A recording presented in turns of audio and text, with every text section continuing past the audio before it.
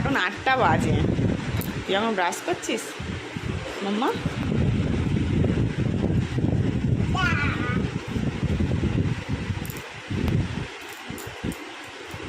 আরে রাত 8টায় কে ব্রাশ করে? দাঁত ব্রাশ করে কে? হ্যাঁ, খেয়ে দিয়ে করবি দাঁত ব্রাশ, এখনো তো তোর খাওয়া হয়নি। রাতের খাবার খেয়ে দাঁত ব্রাশ করবে মাম্মা।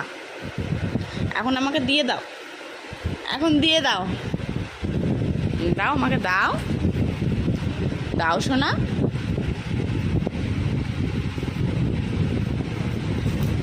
কি ও ঘষছে, দেখো শুধু কেমন।